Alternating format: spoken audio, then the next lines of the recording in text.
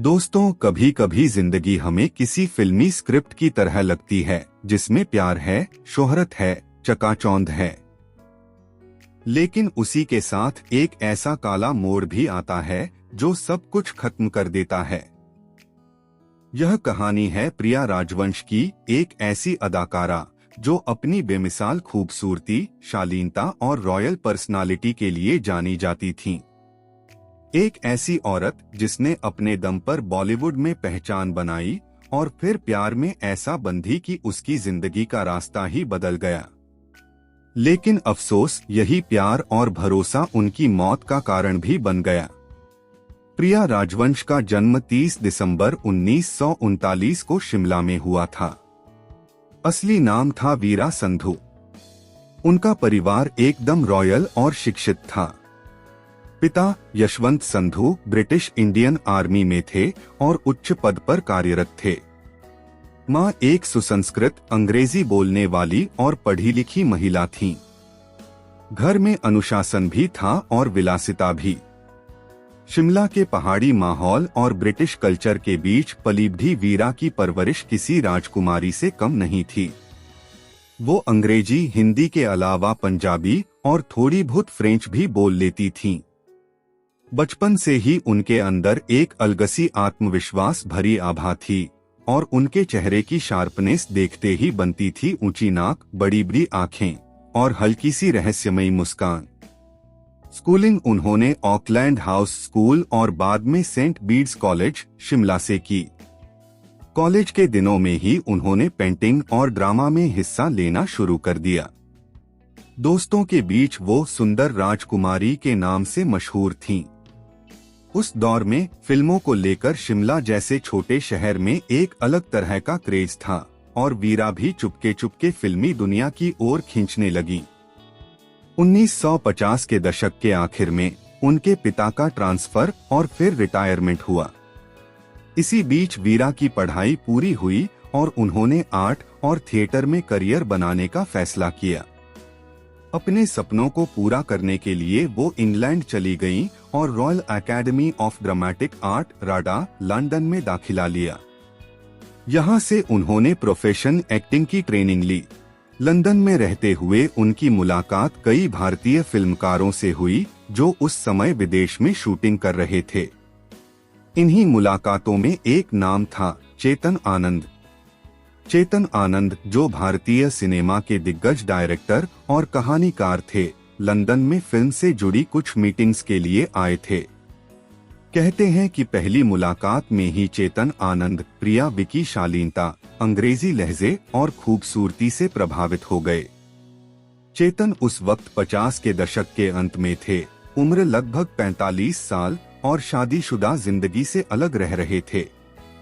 वो अपने करियर के उस दौर में थे जहां उन्हें नई कहानी और नए चेहरे की तलाश थी। उन्होंने वीरा को मुंबई आने और फिल्मों में किस्मत आजमाने का सुझाव दिया। हालांकि शुरू में वीरा थोड़ी हिचकिचाईं, लेकिन 1960 के दशक के शुरुआती सालों में वो भारत लौटीं और फिल्म इंडस्ट्री में कदम रखा। चेतन आनंद ने उनका नाम बदलकर प्रिया राजवंश रखा, एक ऐसा नाम जो उनके रॉयल अंदाज और विदेशी आभा के साथ बिल्कुल फिट बैठता था। दोस्तों, अब हमारी कहानी उस मोड़ पर पहुंच रही है जहां एक रॉयल पर्सनालिटी वाली लड़की वीरा संधू, जो अब प्रिया राजवंश बन चुकी थीं, बॉलीवुड की चमचमाती दुनिया में कदम रखती है। यह वही वक्त था जब हिंदी सिनेमा में साधना, माला सिन्हा, नूतन और वहीदा रहमान जैसी अदाकाराएं अपने करियर के शिखर पर थीं। साल था 1964। भारत चीन युद्ध 1962 के बाद देश में देशभक्ति की लहर थी। चेतन आनंद ने इसी थीम पर एक फिल्म बनाने का फैसला किया, हकीकत। यह भारतीय सिनेमा की पहली बड़ी वॉर फिल्म मानी जाती है। इस फिल्म में उन्होंने प्रिया राजवंश को लीड हीरोइन के तौर पर लिया और उनके साथ थे बलराज साहनी, धर्मेंद्र, विजय आनंद जैसे बड़े कलाकार। प्रिया की स्क्रीन प्रेजेंस उस समय की बाकी हीरोइनों से बिल्कुल अलग थी। लंबा कद, करीब 5.7 इंच, गोरा रंग, अंग्रेजी लहजे में हिंदी बोलना और बेहद सधी हुई अदाकारी। हकीकत के गाने, खासकर ओके मजबूर मुझे उसने भुलाया होगा और अब तुम हवाले वतन साथियों आज भी लोगों को याद हैं। फिल्म सुपरहिट हुई और प्रिया एकदम लाइमलाइट में आ गईं। एक खास बात जो इंडस्ट्री में चर्चा का विषय बनी, प्रिया राजवंश ने लगभग सिर्फ चेतन आनंद की फिल्मों में ही काम किया। इसका कारण था उनका निजी रिश्ता। हकीकत के बाद चेतन आनंद ने उन्हें अपनी फिल्मों की स्थायी हीरोइन बना दिया। उनकी कुछ चर्चित फिल्में: हीर रांझा 1970, पूरी फिल्म शायरी के संवादों में राजकुमार और प्रिया की जोड़ी ने कमाल किया। हन जख्म 1973, संगीत और रोमांस का बेहतरीन मेल। कुदरत 1981, रहस्य और पुनर्जन्म की कहानी, जिसमें राजेश खन्ना, हेमा मालिनी के साथ प्रिया का खास रोल था। हिंदुस्तान की कसम 1973, देशभक्ति से जुड़ी एक और फिल्म। प्रिया राजवंश के लुक और पर्सनालिटी के कारण उन्हें इंडियन ऑड्री हेपबर्न कहा जाने लगा। उनकी एक्टिंग में एक तरह की नफासत थी। वो ज्यादा नाटकीय अंदाज में डायलॉग नहीं बोलती थीं, बल्कि बड़े शालीन और सधे हुए तरीके से कहती थीं। उनके कपड़े भी उस दौर से कहीं आगे के होते, स्टाइलिश साड़ियां, वेस्टर्न आउटफिट्स और हमेशा एकदम पॉलिश्ड लुक।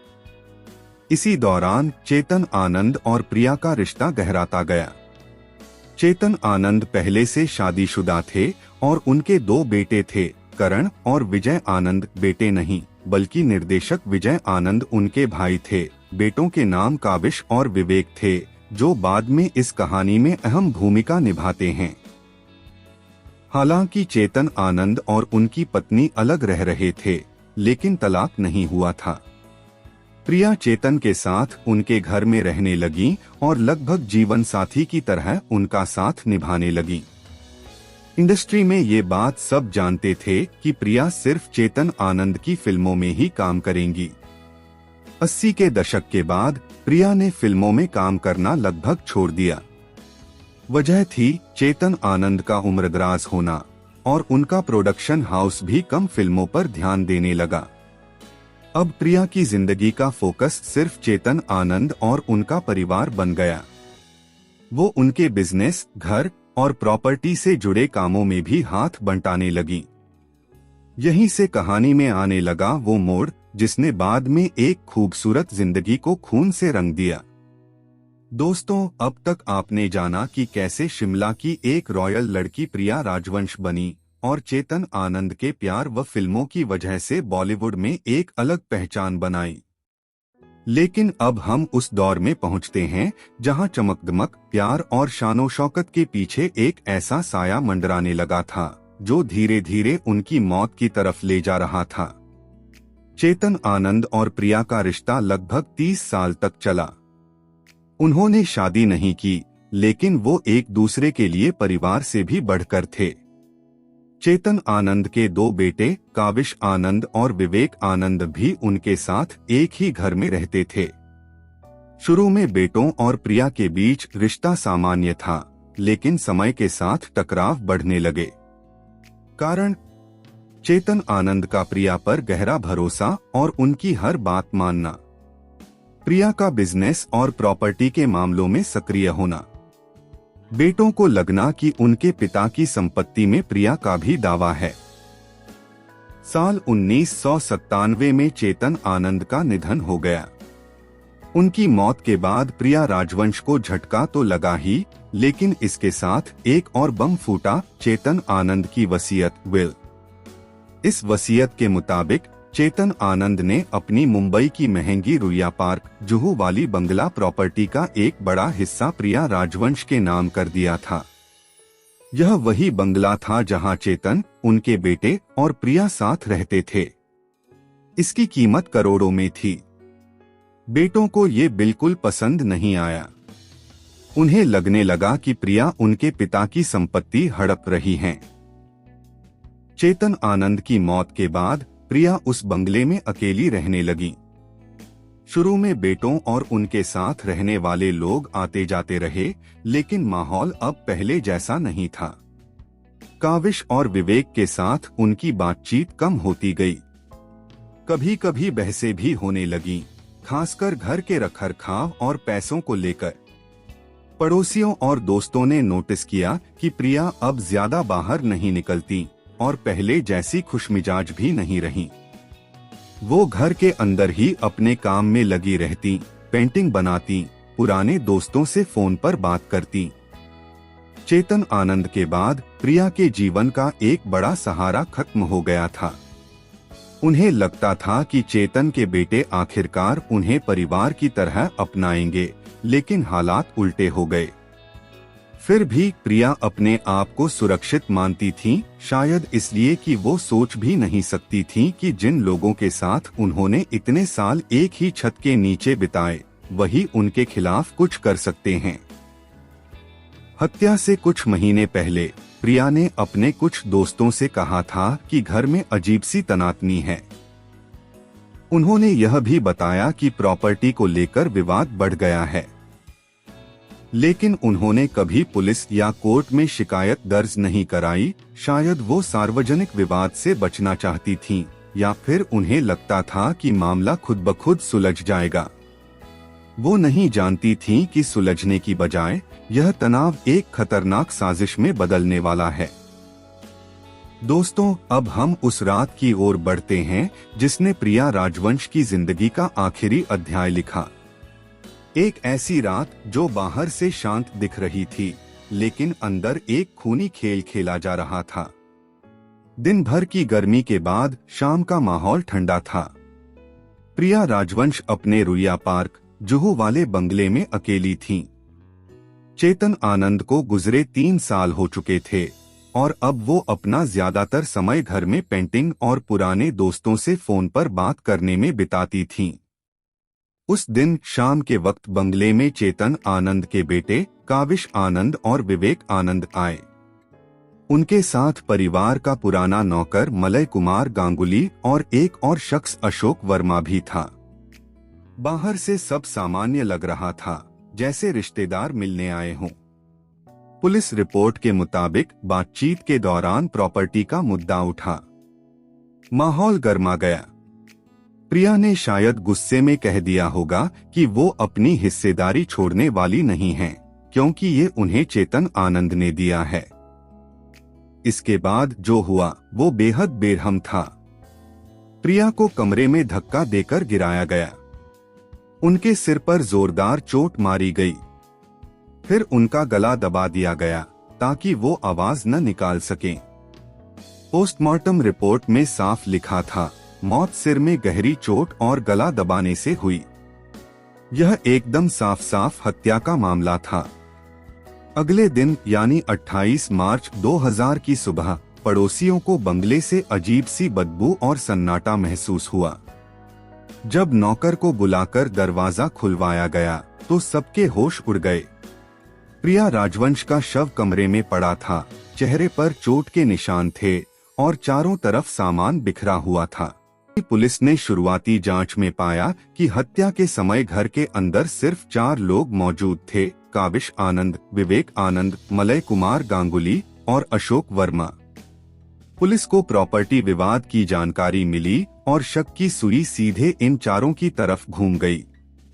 पुलिस ने चारों को गिरफ्तार किया और पूछताछ शुरू हुई।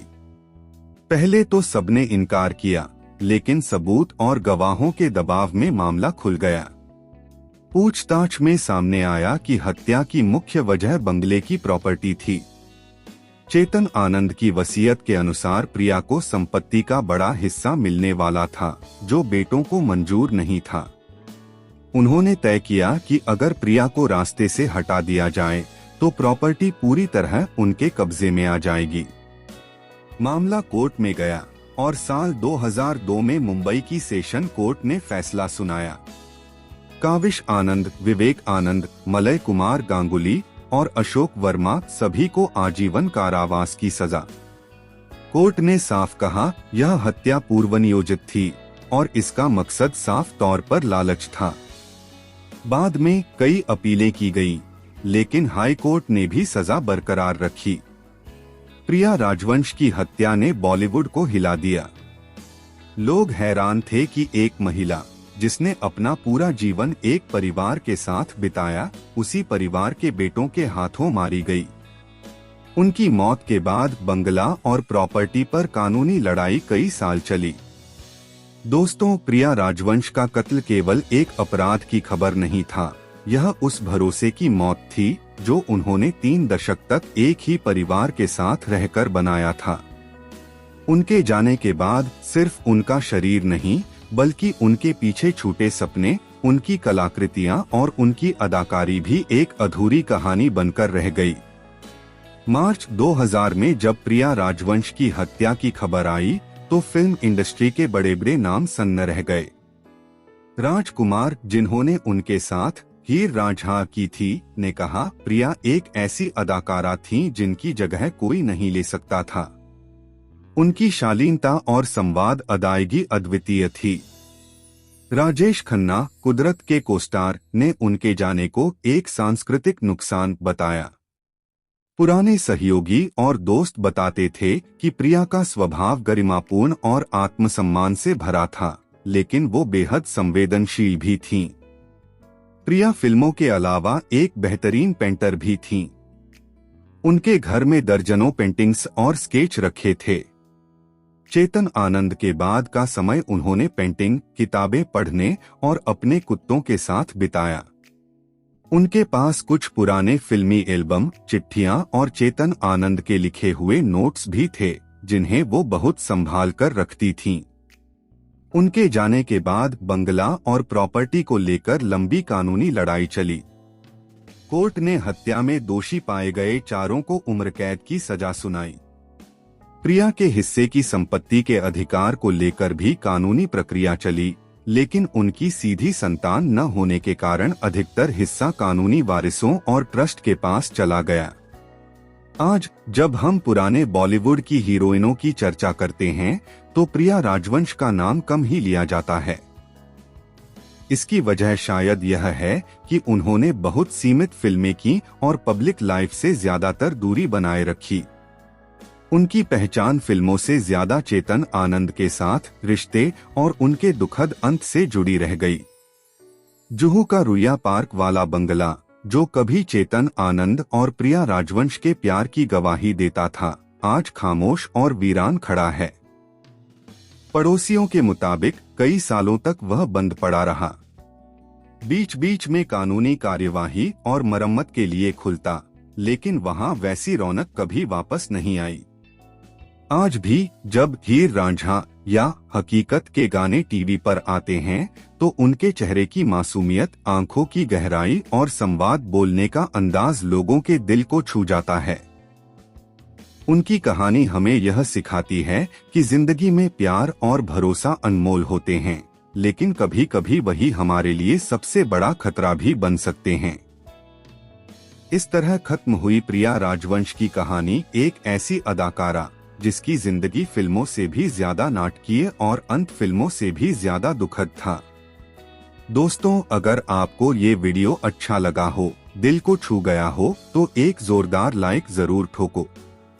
वीडियो को अपने यारों, दोस्तों और फैमिली के साथ शेयर करना मत भूलिए, क्योंकि कृष्णा फिल्मी टीवी लाता है आपके लिए बॉलीवुड की सबसे अनसुनी, सबसे दिलचस्प कहानियां।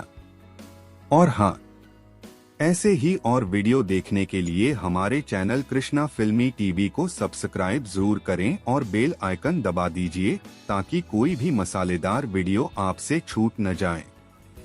मिलते हैं जल्दी ही एक और जबरदस्त वीडियो में। तब तक के लिए जय हिंद, जय भारत।